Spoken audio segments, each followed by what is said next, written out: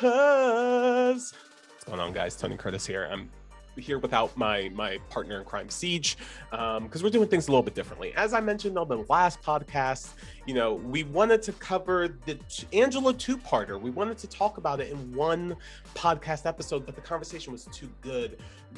We couldn't minimize it. We couldn't trim the fat. It was just too tasty. So we decided to split it up into two episodes. So if you haven't heard the Dear Donna Karen episode, go back, listen to that episode, and then you'll be completely caught up for our conversation on Chasing Angela with Divy and Anika from the Marvelous Marvels podcast. We guys, you know us. We're unpacking it. We're getting into it, and we're doing it right now. When the spawn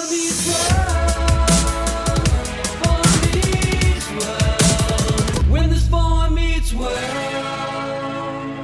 So this is like, I feel like we're in a good place with the first episode. Yeah, let's go ahead and move ahead to the second episode. I don't have a new tell me about it, but it picks up where we left off. Shawn realizes that, the audience and Cory and Topanga realize that Angela is the owner of the purse at the end of the first episode. And going into the second episode, Shawn is made aware of this fact and becomes a bubbling idiot around Angela until they finally go out. And I do want to talk about this episode, something that Siege brought up, which is Cory and Topanga's influence on Shawn and Angela. You mentioned this a little bit during the first episode, but I think it really comes into play here. And if you're not super familiar with Cory and Topanga and like the history of the show, they are kind of made out like to be the end all be all of relationships. Like there has never been a love stronger than Cory and Topanga's. They're constantly making Romeo and Juliet imagery and just like, it's untouchable. But, throughout the series, what me and Siege are noticing is that there's actually a lot of issues in their relationship. There's a lot of issues with codependency. There's a lot of issues, even in this episode, Cory says something like, she decided we're one person. This is how we feel. We speak on as one person. And it's like a common day, it would be, Cory and Topanga share a Facebook profile. They would be that kind of relationship. So, it's one of those things that like in the day it was really celebrated, but now in 2021 eyes, I can kind of see how toxic it is. And I'm thinking like, whoa. No one should be trying to be Cory and Topanga. No one should be trying to emulate another couple. Yet this show is constantly feeding us to us like, hey, you should try to find your Topanga or your Cory if you really want to experience what true love is. And I just had a bunch of issues with that and wanted to get your guys' thoughts. Well, really quickly, before we do that, I want to read the summary of episode 8, which is season 5, episode 8, Chasing Angela, which leads right into that, which is to say, an eager Cory encourages Shawn to consider the same type of relationship, of a long-term relationship he has with Topanga and Angela. Sorry, I got to read that over. An eager Cory encourages Shawn to consider the same type of long-term relationship he has with Topanga with Angela, except that the two of them start not to get along so well. Meanwhile, Jack and Eric are nervous about hosting Thanksgiving dinner for the Matthews family in their new apartment. We will absolutely come back to Jack and Eric because I have something that I want to say. But in the meantime, let's continue with this Cory and Topanga being the ideal that Shawn is striving for. Okay, so I'm not gonna lie. When I was a kid, I wanted to grow up and have a relationship like Cory and Topanga, but not anymore. I don't want that.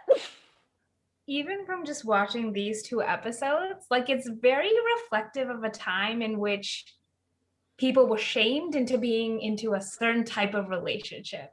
Yes. Like now I think people are learning like there are different types of love and they come in your life for different reasons. And I feel we know these things in like society now, but back then I feel like it was, you needed to have a boyfriend or a girlfriend and you needed to be deeply like that type of codependent, committed, always together. Like that's what you needed. And I don't know, you look back at it now and you're like, good Lord, like maybe we need to calm down. Like Exactly. Remember, they're 17 and we are putting this on them. Like, and what's crazy is the show seems to know that it's both unhealthy, but also wanting to force Shawn into it. You know what I mean? Like, it's like Alan's like, you and Topanga act way like old, like an older couple than me and your mother. Like, what are you doing? Like, Cory himself seems to be play acting, and Alan's like, what's going on here? Like, your mother and I don't even act this way. Let it go. Like, be real people. And Topanga's yelling like, we're 17. Like, let us be real. But they're also exactly at the exact same time propped up as like a couple who are so good together, and like the little banter they have the moment they enter the restaurant, and like Cory being completely dismissive of all of Topanga's feelings and words, but because he was funny and he made a little like faux growl, which by the way I did find funny, she's like, oh, all is forgiven, I can't stay mad at you. And it's like, no, we have some things we should be talking about. But like, was that banter or an actual argument? Like, I would think that's an actual argument. Like, thing is, throughout the series, Topanga changed. Yeah. Cory didn't really. Yeah. Like, when they're like little, like in middle school, she's like the weird kid, and she lost that. She became like this normal, like attractive girl who everybody wanted, when before nobody wanted to be her friend. Yeah, they greased like, her. They Sandra Deed her. They were like, Yes. oh, you need to drop all your stuff and just be whatever everyone else thinks is cool. I'll tell you exactly when it happened. It happened season 4, episode 2, when she got her haircut. She got her haircut and she's immediately, hello, goodbye, I'm so at the mall. And since then, we haven't heard her talk about saving the whales or the oceans or pollution or patriarchy or any of that stuff that was like ingrained to her character in season 1. I also think her not living with her parents anymore. In season 4, she moved in with her aunt when her parents left town. Like, her parents were kind of weird too, and her not living with her parents is my excuse for why she's kind of like losing some of that social justice warrior that we loved about her in the earlier episodes. Because you're right, she's not that person anymore. So then it's like, when you're a kid, you want it to be that, because it's like, oh, Cory and Topanga. But then looking back at it, I would more want to strive to be an Angela, because she stood up for herself out the series. Like, she's like, okay, Shawn, like, this isn't working, type of thing. Like, they've had their breaks. Like, Angela's the girl to be. Not Topanga. Yes, tell him, Anika. no, I think that's a great point. The idea of being like, Angela is the one we should strive for. It's like, as we just talked about, this is the first 2 episodes where we're really getting to know Angela. We were introduced to her like early on in the season, but like for like 5 seconds. And I think that looking at this, we would say, no, Angela is the one that you should model yourself after, because Topanga has kind of been, how do I say this? Mainstream. Brainwashed. Thank you. That's what, like, she's kind of been pushed into this mold of like, we need a hot white teenager to center our show. So that's what she's going to be now. She's not going to be the individual that we made her. She's Kelly Kapowski. She's just a pretty girl at this point. And it's really sad, because you're right, she didn't start out that way. But I mean, even as we've been reviewing these last like 2 or 3 seasons, we expected to get more Topanga storylines. So she's actually in the show a lot less than you probably even remember. The amount of like story arcs that she has, she's like hardly involved. She's mostly there to serve as like a girl for Cory versus a full character on her own. And that's kind of what we're seeing from like season 2 and 3 that's starting and just kind of lasting throughout. Like, Disney did what Disney does. This is what Disney, like, as little girls, we're Disneyfied, and we're like, I want to be a Disney princess. I love Disney. And like, trust me, I'm a big Disney kid. But the thing is, women are not like seen as, like, they're not portrayed well. Yeah. Like, you just need your man and you're good. You don't need a brain. You don't, like, you just change for whoever. And it's just like, no. I got Disney vibes too from this, like Ariel giving up her voice without knowing what she's giving up. Like, it's like, why are you committing and jumping in and encouraging Shawn to do the same thing? Like, it's you're right. Disney really did. Disney is the parent company of ABC, who owns the show. You definitely see those fingerprints throughout. Yeah, and what's really interesting is, so I think that, again, this is all like almost like Boy Meets World apology, but what someone has said is that there's this fan theory out there that the entire show is how Cory sees the people in his life. So, of course, when they were younger, Cory saw Topanga as like this weird girl who was like all about saving the world and like social justice warrior and had weird parents. But as he gained more attraction to her, then she became like the prettiest girl in school and like, but was still approachable and accessible. And it's like, while I would love if we could kind of like make that like canon, it makes sense. It also says a lot about Cory and how, just because then, like, if you want to take the good, which is like, oh, that explains the change in her personality, then you got to change the bad, which is like, so then he just kind of sideslides Topanga. And she's like, she's not a real person and a real character with her own thoughts and feelings. She's just a pretty girl who I get to hang out with and kiss. And then also, that also says that when we get the episodes where Shawn is like poor and like living in a trailer park, like that's how Cory sees his friend.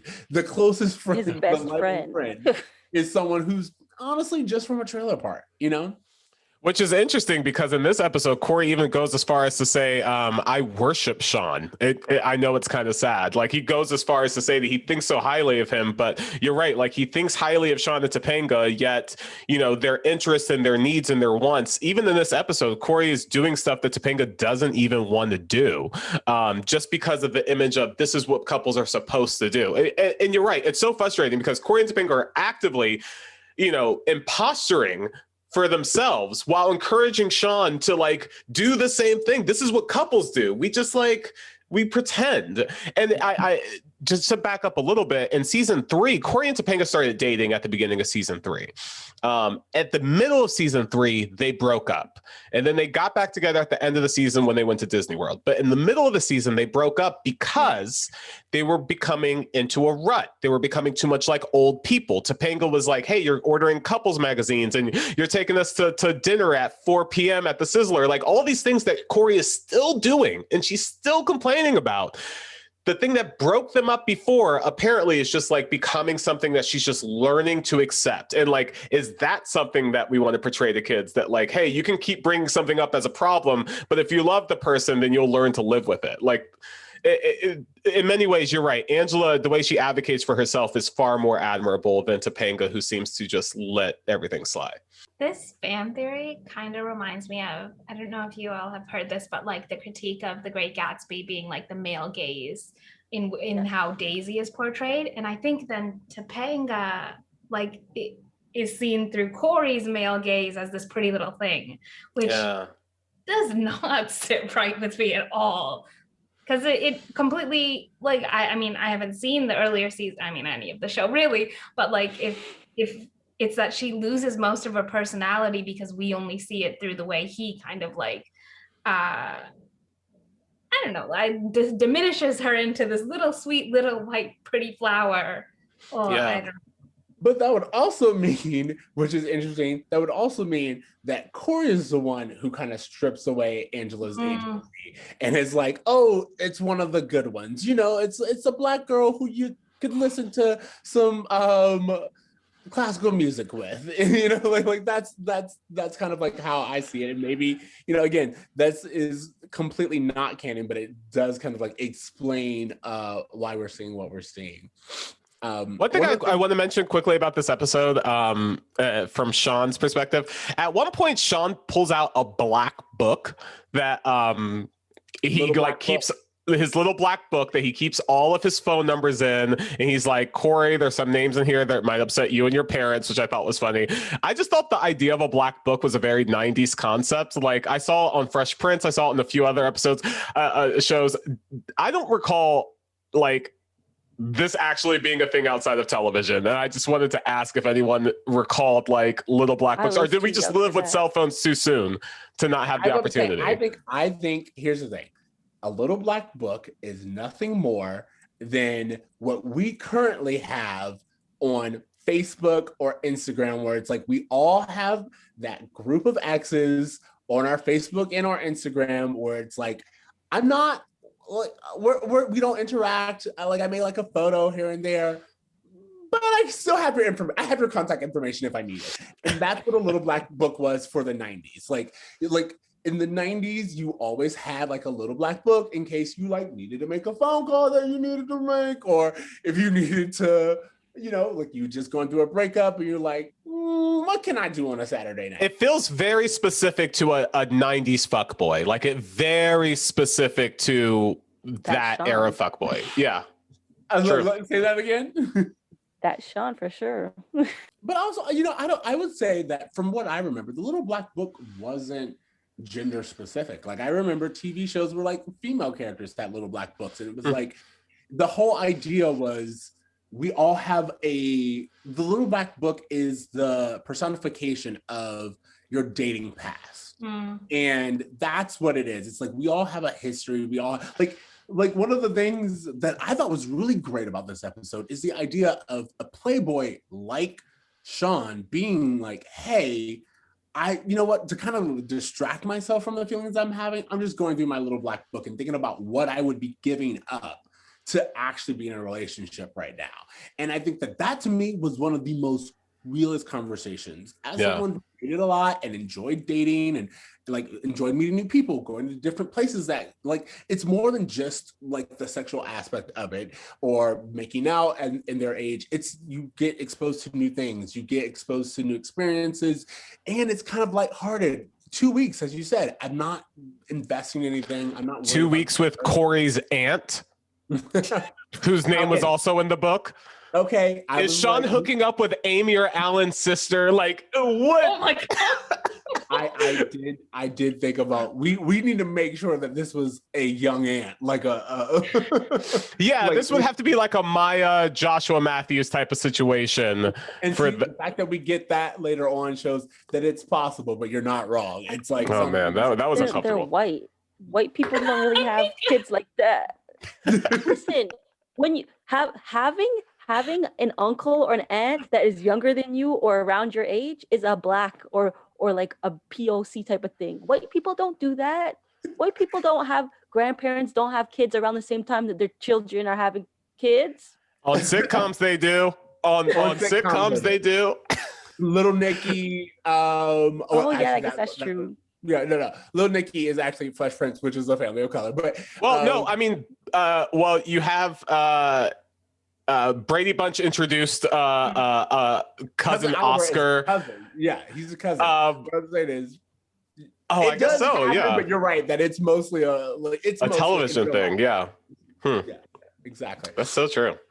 No, but what I was going back to is I love the idea of having a playboy actually want to take a moment and be like, yo, even if I'm like really into this person, but like also that means I would be giving up something. And he even goes to Cory, he's like, you don't know what I'd be giving up. like let's not pretend like you even had this dating history that I did. You didn't. And I just think it's really something that is important right now. And as a gay man and as someone who has like gay friends, that's something that to this day they deal with. This idea of like, hey, I've been able to like date freely for years and I really like this person, but do I really want to give up everything that comes with being in a relationship? I just thought it was a really adult moment to bring in to a kid's show. And your point that Shawn is actually like approaching this from like an adult perspective of like understanding like the realities of a relationship, that it could end. There's not this optimistic thing that's going to last forever.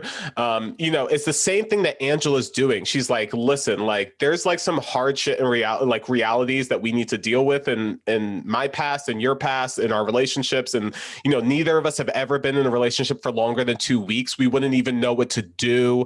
Like, they're having conversations that Cory and Topanga simply are not having. They're having conversations where it's like, it's almost like the people that, the couples that go to therapy before they get into a serious fight versus couples that wait for something terrible to happen and then go to therapy. It's like, hey, well, let's talk about it and kind of like lay out where we are and where we stand, versus Cory and Topanga being like, no, everything's fine. Always like, we'll get over it. We'll fix it. We'll whatever. And like, I mean, and for nothing, in like 2 episodes, Cory cheats on Topanga. So like, it's it's not as strong as it's made to seem.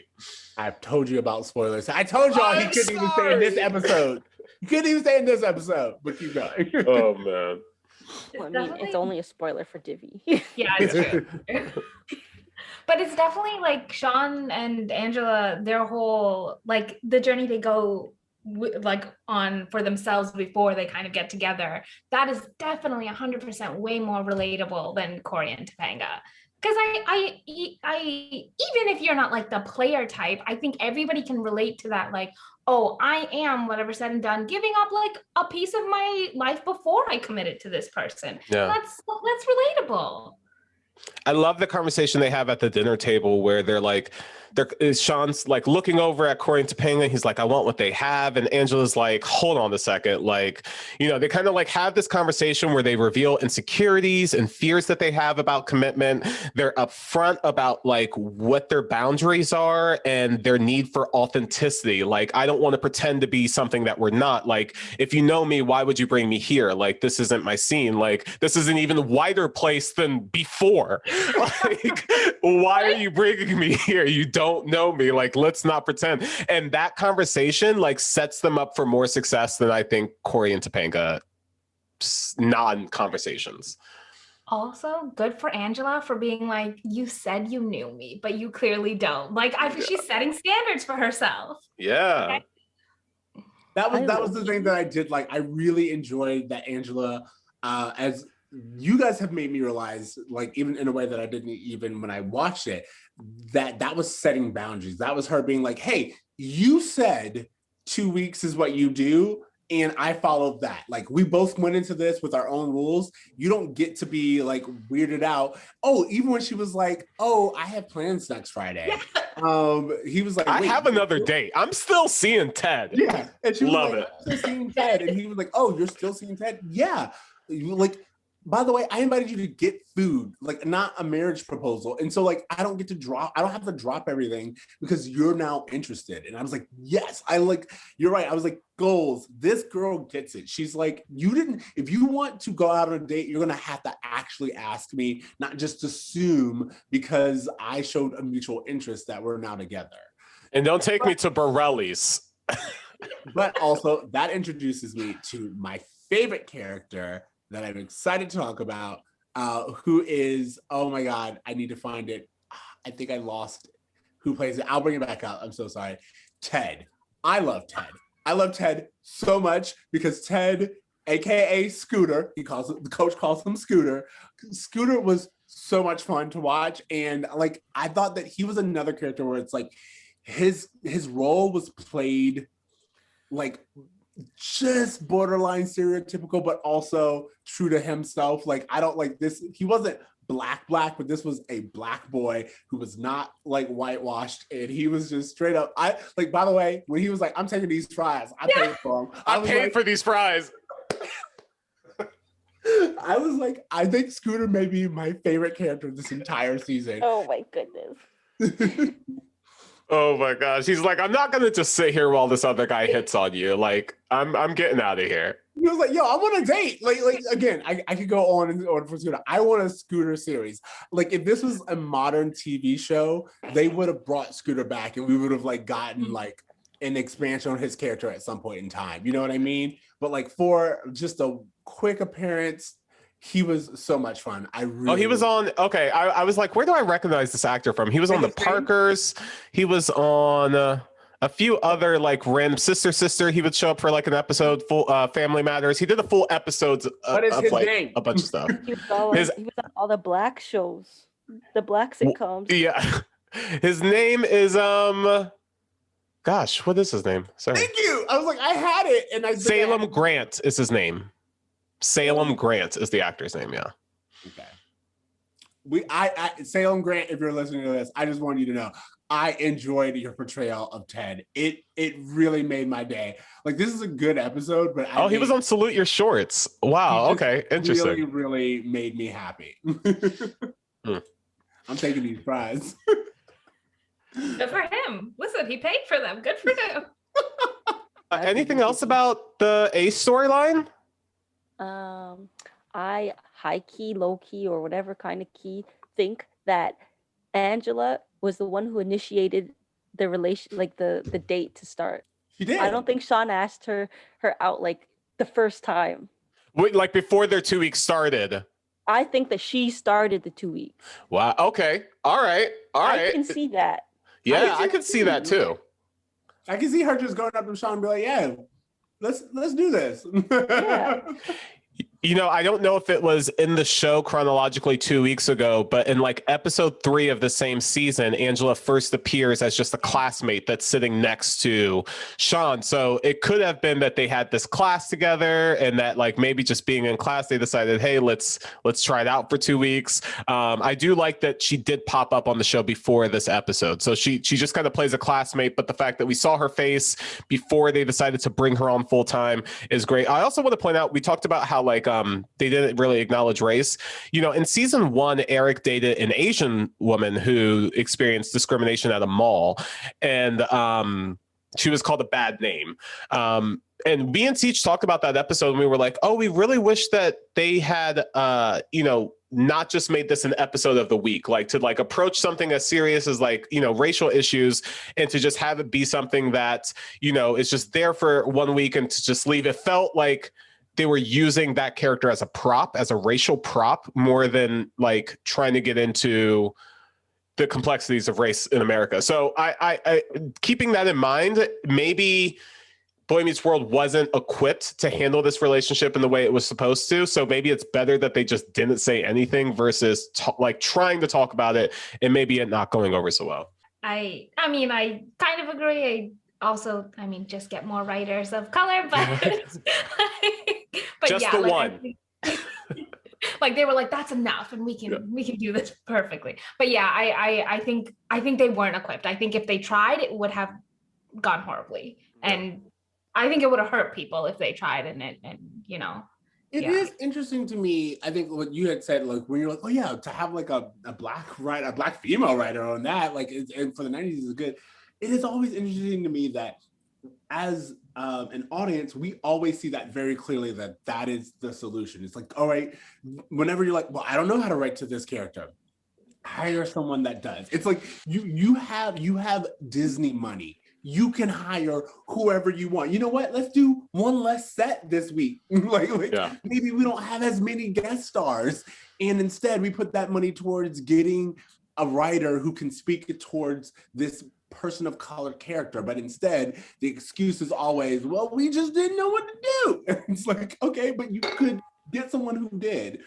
That drives me insane because, you know, very much in the 90s too, there were important conversations happening about race, happening about Blackness, happening about Black people in America. So like, I hate when they were like, oh, we didn't know how to, but you could have learned this, like naive white person excuse. You can't use it forever. Yeah, you know, that's that's one of the things that I think is something 20, 30 years later that I'm really seeing very clearly, which was there was this push for racial inclusion, but not for inclusion of race. So there's brown people that show up.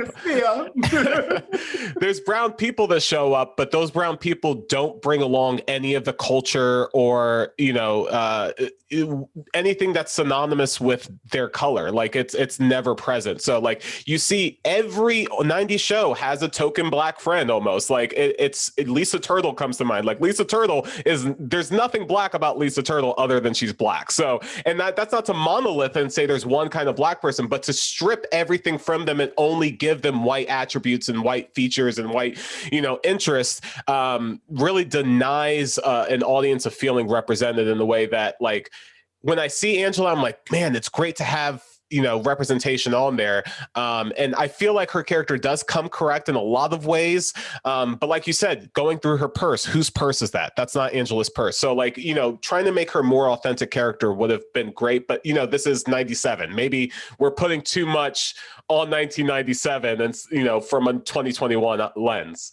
To be fair, that's not Angela's purse. It literally, like, I just want to, like, we want to take the analogy there. That is literally not her purse. It's a white purse. All of her stuff is in. Being put inside. I'm just saying. Whoa! She is literally enveloped in whiteness. Oh my God. It's a black girl. Wow. White girl's purse. All I'm saying. Okay, so something I want to hit on really quickly, because I do like Conan to wrap this episode up, is I want to talk about the B storyline in both episodes, which is Eric and Jack.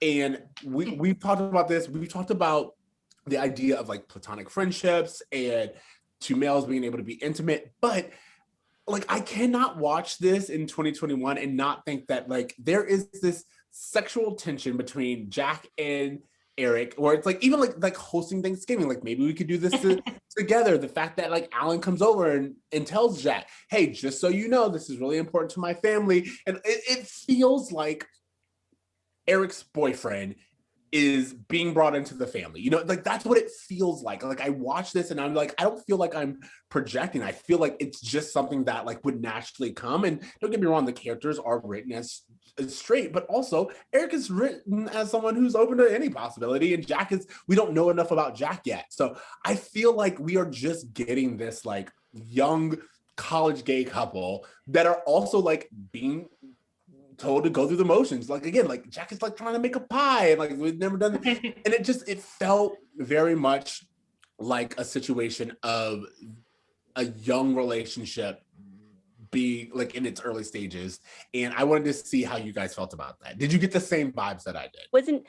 Because I wasn't viewing it as such, so I wasn't seeing it. But now that you say it, the facts are there. No, I agree. Yeah, like the Thanksgiving, that's like a domestic, like them hosting. Like yeah, exactly. Yeah.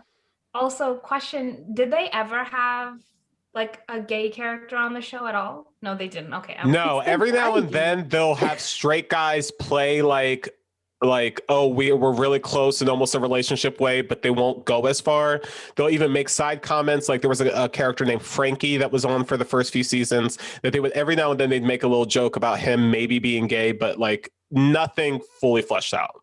And we've talked about bi erasure and the fact that, like, of course, in the 90s, no one could be into both. Like, they were like, well, they have to be into girls because they've dated girls in the past. And it's like, no, I mean, like, I honestly think that it would have made more sense for them to both have, like, a bi phase in college, or, like, not even a bi phase, but, like, explore their bisexuality in college and be like, oh, hey, Jack and Eric, like, we have some kind of feelings or something here. Like, let's have this conversation. But again, for a TV show that could barely acknowledge that Black people exist, I'm not expecting them to handle sexuality. I do want to say about the Thanksgiving plot, I thought it was actually really funny when Alan came over to just like get in their heads and mess with them and just be like, Thanksgiving, this is the most important day of the year. I'm sure Eric told you, and Eric's like, I told him, Daddy. He just decided not to listen. Like, there were some really funny moments there, but I just love how they just constantly were like, hey, we have to get Thanksgiving right. We have to get Thanksgiving right. Only for the Matthews to ultimately be like, we're not trusting college freshmen to cook our Thanksgiving.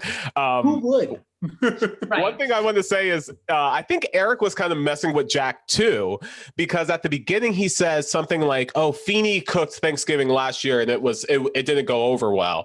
But me and Siege know that the Thanksgiving last year took place at Shawn's house. Feeney wasn't even there for Thanksgiving. So I think it was just everyone just trying to like, Jack's the new guy. He doesn't really know anyone. And they're just trying to razzle him. And that's how I interpreted that whole storyline. That's funny that you interpreted it that way, because I thought this was just more of Michael Jacobs' magic in the sense of like inconsistency. Divy, you don't know this, but the show is known for being highly inconsistent. And the reason why I say that is by Feeney being like, hey, everyone wants dark meat, right? And everyone was like, no. I was like, so there's some truth to the fact that at some point in time, Feeney hosted Thanksgiving, ate all the white meat, and everyone was like, yo, we can't do this again. Like he hauled it all. So.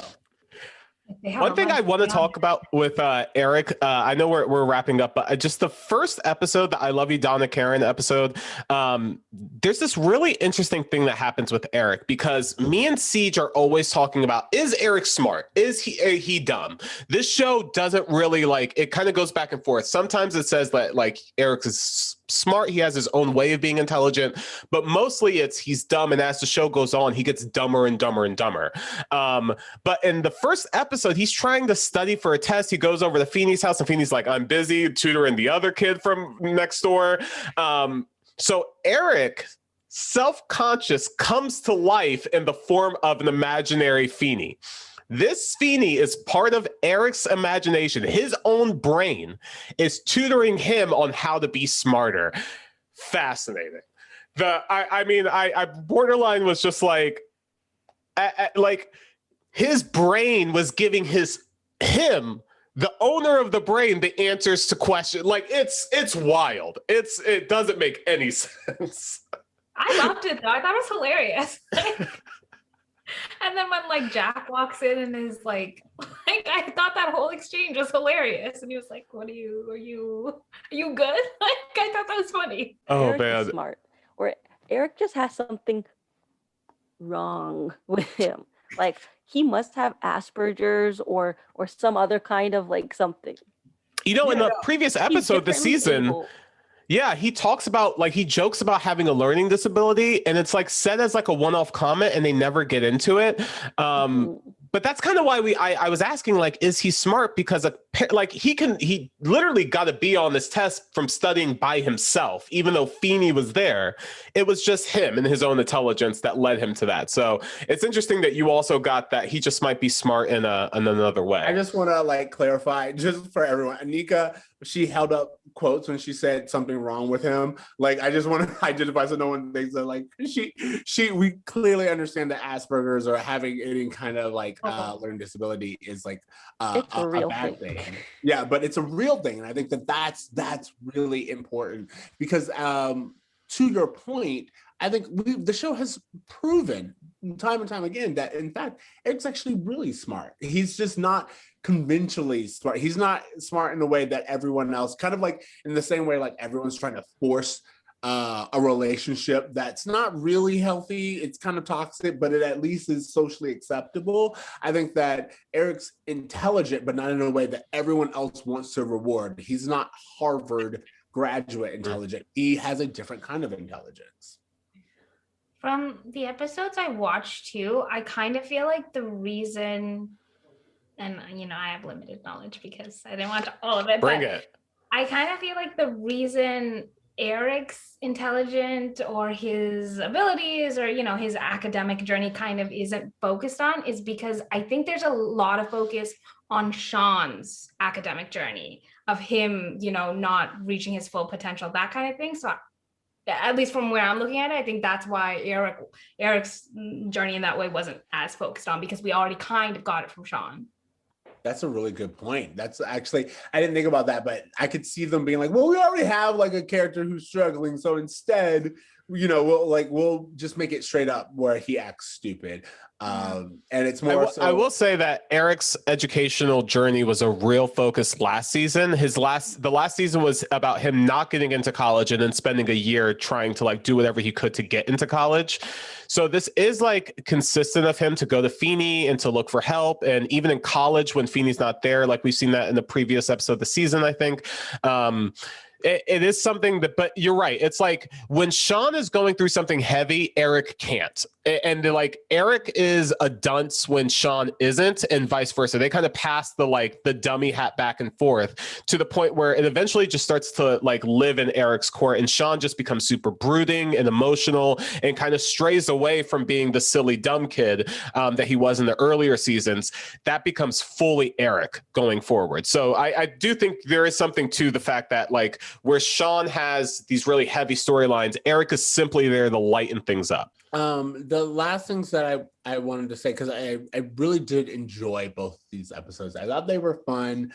I thought that they brought up a lot of interesting conversations. I just wanted to say that on the Eric and Jack storyline, Jack gets a call from his mom and finds out that he's going to be left alone on Thanksgiving.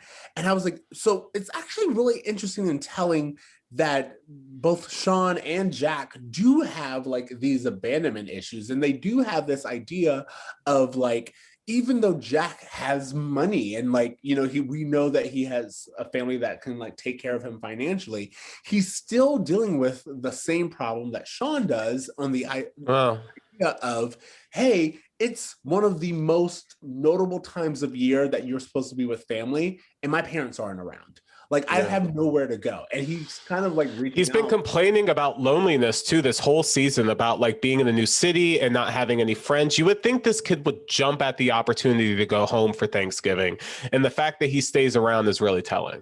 Well, again, what I think was interesting is we see it's not that he chose to be like, hey, I think I'm going to stay here because I was invited to the Matthews. His mom calls him and is like, hey, we're not going to see you during this holiday. Mm-hmm. And I think in an episode to where Shawn and Angela are talking about their abandonment issues and their trust and family and commitments, I think it's really telling that we kind of get consistency in the Jack thread as Shawn's brother of being someone who also doesn't really have a family unit to go back to, which I just thought was very interesting. Yeah, that could have been a very good overarching theme that they kind of ignored.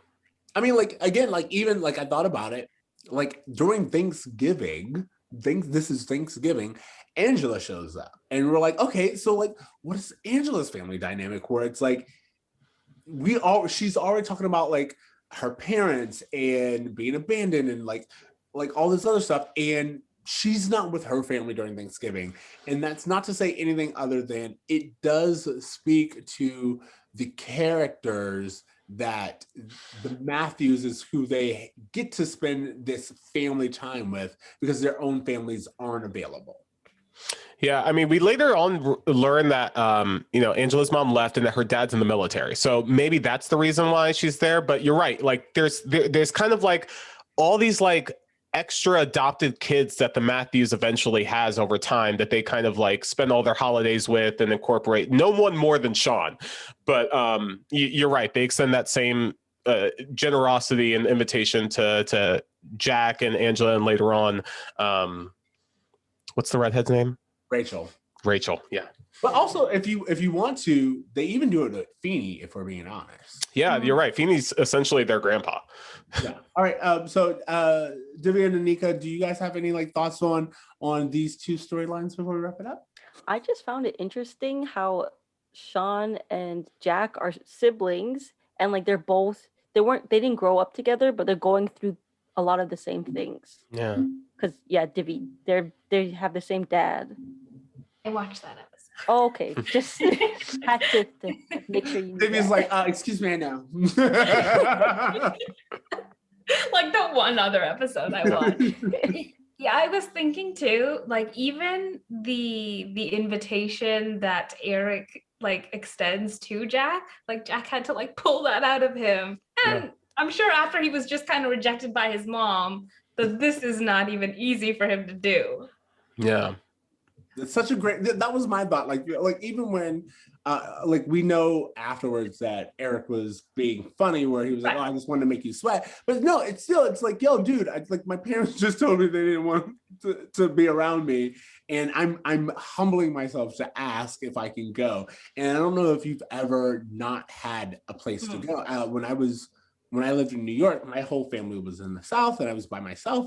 And there were holidays where I would have to spend by myself, or like a friend would be like, hey, do you want to join me? But it's like, you never want to like just invite yourself, or like that is an awkward feeling to have to do that. So yeah, I think that we are subconsciously looking at a group of people who are like, yo, I'm kind of dealing with some family issues and I'm kind of alone. And for whatever reason, you are home, and I think it's a very interesting topic that the three new characters we get, Angela, Jack, and not really new, but like kind of consistent with his character, Shawn.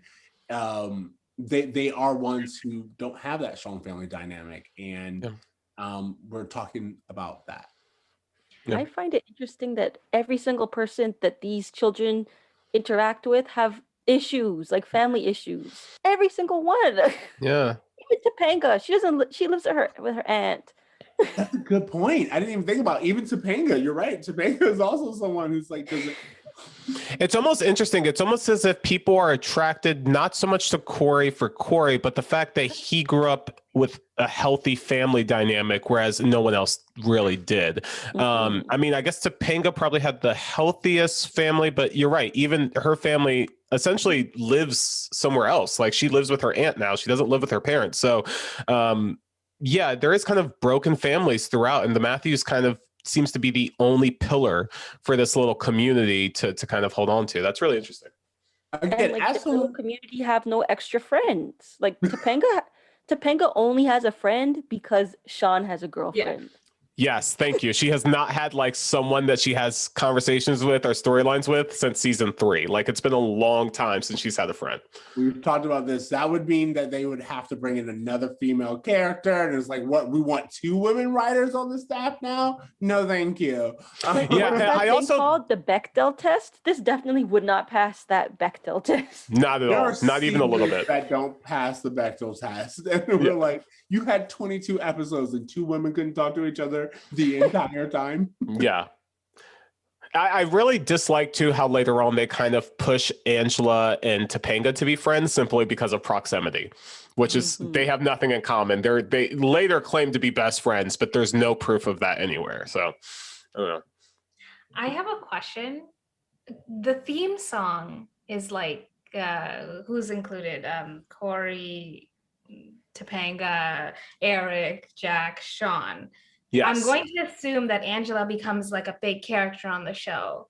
For season 5, it kind of bugged me that she wasn't in the theme song. And I don't know if that is a reasonable thing to be bugged about. Yeah, she becomes part of the theme song in season 6 and 7. She's a staple and she's there. But you're right, she's not. Whereas Jack is included in this new theme song, Angela wasn't. Yeah. That is weird. Thank you for pointing that. I didn't consider that. But also, is Angela in season 6 theme song? Yeah, because they throw her and Rachel in there. And I was like, we don't even know Rachel. And she made it into the theme song.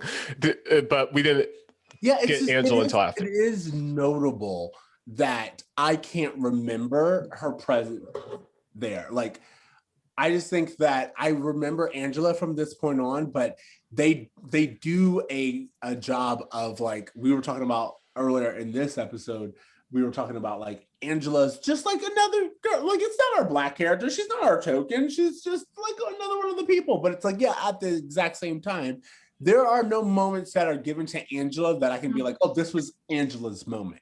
You know what I mean? Yeah. So.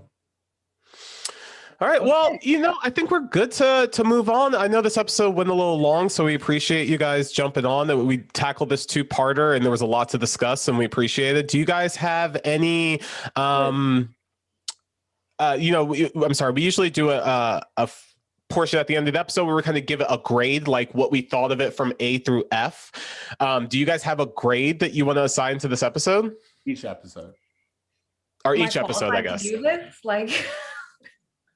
Yeah, based on your own enjoyment. It's completely subjective. I'd say a solid C, just because of the lack of actual representation. For both episodes? For both episodes. Yeah. I agree. Because I think C is it's a good average type grade. So I would go with C as well. Siege? All right, so I actually have to admit, I gave at least episode 2, I gave a B-. And it was funny because I was like, I'm liking the comedy here. I think it's fun, but also it's kind of promoting a toxic relationship. And as I said earlier, there's like this whole thing with Jack and Eric that I just feel wasn't really realized. And then Angela being Black, but not the Black that we talk about, the Black that we just accept, no questions asked. Those were like the elements that I was like, I'm enjoying myself, but I do feel like there is a lot more that could have been said. So I gave that a B-. As far as the first episode, I think C+ is generous because as I pointed out in that episode, we mostly learn about Angela through her belongings and not through Angela. And I was like, as much as I like the conversations that we're having, the fact that we can't have these conversations with the girl who we're talking about feels like a missed opportunity. I'll second that. Although I really do like the Drop Dead Feeny segments of the first episode, like the imaginary friend Feeny of the.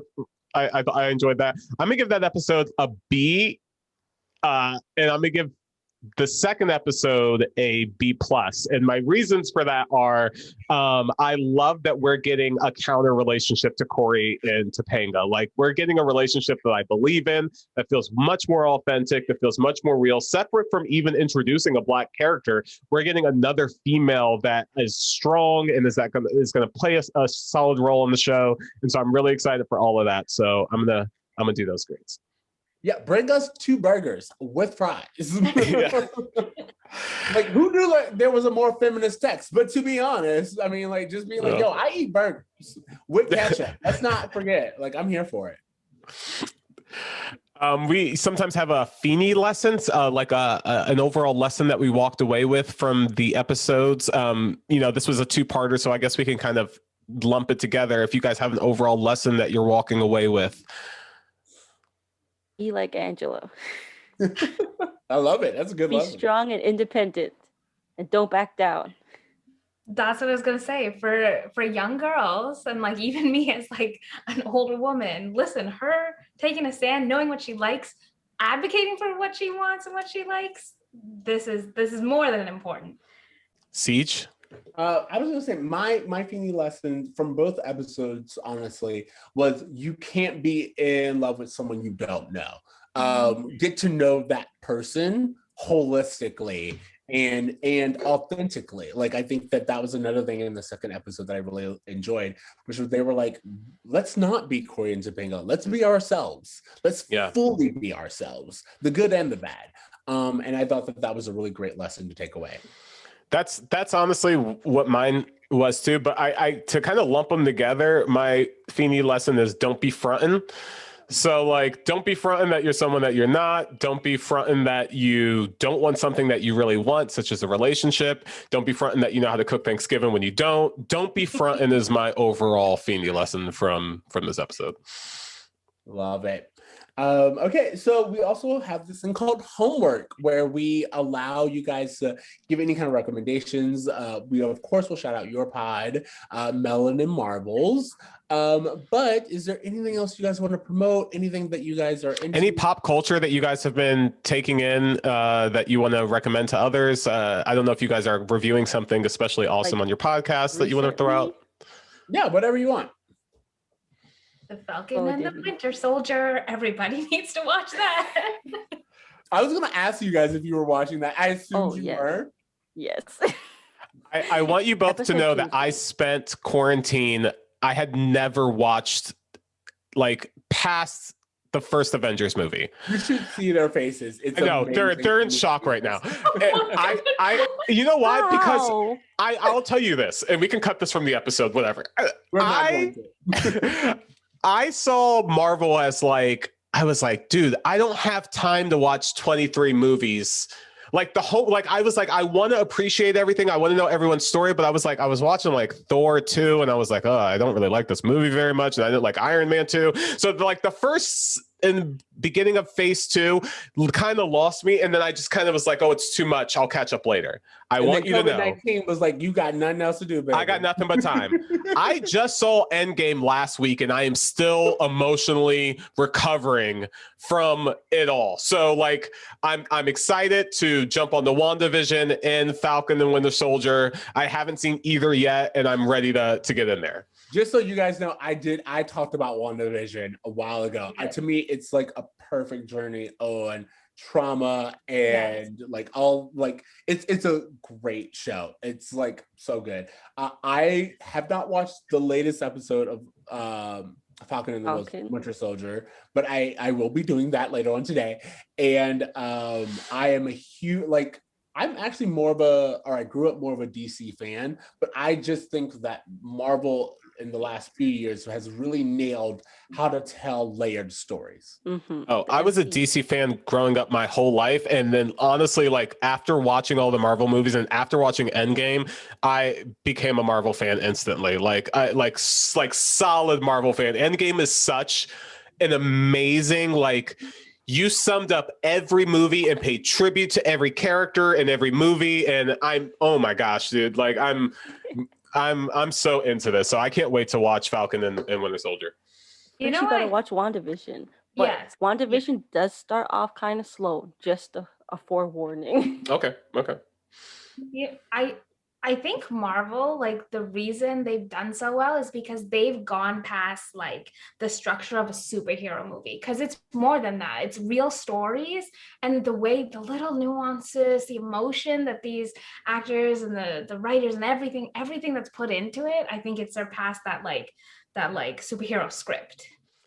I also thought that they were just trying to like sell like more movies, like, oh, I can't watch Avengers Ultron until I watch these other 5 movies. And I was like, oh, they're just trying to get more out of me. But I will say, after having gone through all that, how rewarding it is to have all of these different movies, all of them play in together, all of these characters interacting, like to watch, Endgame and know the full character arcs of 20, 30 freaking superheroes. I'm like, this is unlike anything I've ever seen before. And they've just done a great job of telling multi-layered stories from like almost like really bringing the comics to life in that way, in the way that DC has never successfully done. Well, what's one of the things that's important is something that Marvel is doing that DC has still not gotten is they, like I said, WandaVision, more like it's an homage to television sitcoms, but it's also a journey about trauma and loss, and like that's what Marvel does. Like they're not like, we're going to give you Captain America Winter Soldier. It's like, no, we're going to talk about global politics and what that means, and the definition between good and evil, and like Americanism and nationalism versus they tell those stories. And I think that that's what makes it exceptional, is because we're like actually having conversations, but we're using superheroes as a tool to do so. So yeah, absolutely. And they do talk about trauma a lot, because even with Winter Soldier, like that's a lot of trauma. He went through a lot. Yeah, or even the comparison between what he went through and Cap, and like how two people can go through similar experiences, but it affects them differently. Something that I've always wanted to do, because it's been shown that like television actually does influence real life. Like Will and Grace helped people be more acceptable of gay couples. Parks and Recs helped people start to care about the environment and their local parks. So I've always wanted, like as a military nation and military industrial complex, I've always wanted a TV show that talked about veterans and talked about the experience of like going to war and having to come back and be normal, and everyone wanting you to put on a smile and be this American persona, but you just saw some shit and you just dealt with some shit and you killed some people, and what that's like. And I feel like this show is starting to do that, and to me that is more honorable, to give veterans an actual storyline and be like, no, you're not just a soldier who we applaud, you are someone who went through things and the nation never really gave you an opportunity to express that, so we want to tell that story. Yeah. I guess this is my homework. This is what I'm gonna check out. I have to be a part of the conversation. So good job, Divy. Yeah. Good job on that one. Anything else? Anything you guys have? Anything outside of that? I watch a lot of old stuff. Like what? I like me some A Different World. We love A Different World. Yeah, Living Single, I found out when I rewatched Living Single that half of my personality is based on that show. Like I grew up just loving that show, and lots of like my comedy and everything. For my homework this week, which is funny that you mentioned that, The Nanny is now on HBO Max. That is what I'm doing with my time. I haven't watched Winter Soldier You're yet. You're such a Nanny stan. I don't know how this started, bro. Dude, her voice is so annoying, but it's so good. It's such like I'm watching it now, and we've talked about like a lot of TV shows that don't necessarily hold up. The Nanny is a television show that honestly is like the 90s I Love Lucy. It's so good. The writing's so great. The comedic timing is on point, and like I've just never been happier, and I'm so enjoying myself, and I encourage everyone else to check it out. Again, Like, the Nanny. I don't think we have HBO Max in Canada. Oh, Because every time all those things get released, we have to like illegally watch it. And they took Fresh Prince off of Netflix, and they put it on HBO Max. Yeah. But I have all of them on DVD, so it doesn't matter. Same. I don't really have homework. My homework is to watch all the Marvel stuff I still need to catch up on. So, Well, it's not that much because you said you just finished watching Endgame. yeah, so I have a Spider-Man movie and WandaVision to catch up on for me to get to Falcon. Yeah. I love it. I think it was like and Falcon. But I think after WandaVision, I might have to go back and rewatch X-Men as well. I don't know. No. Okay. I know why you think that, but no, you don't. No, you don't. Okay. Like you should just for life, but not specifically. Yeah. So yeah, that's it. That's all I got. Yeah. Okay, so thank you guys so much for listening to Bro Meets World. Remember, you can find us on Spotify, iTunes, Stitcher, Google Play, Apple Play, all the places. Leave us a rating. We really enjoy you guys.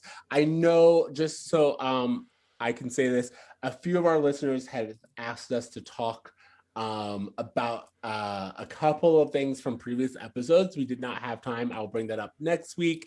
But until then, you can find me on Twitter at I am not your Oreo, TC.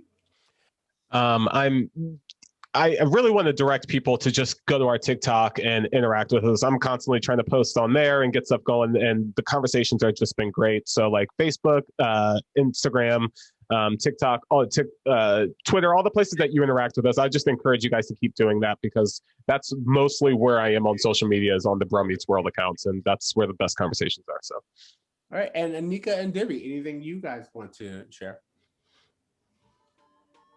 Yeah. Divy. No, because I don't know how to say all those tags and stuff, so you say those. Okay, what am I saying? Like all the stuff our stuff is on. We're on Instagram at the Melanin Marvels. Okay, sorry, proceed. I apologize. Proceed. Okay, follow us at the Melanin Marvels on Instagram, YouTube, TikTok, Spotify, Yeah. and Google Podcasts.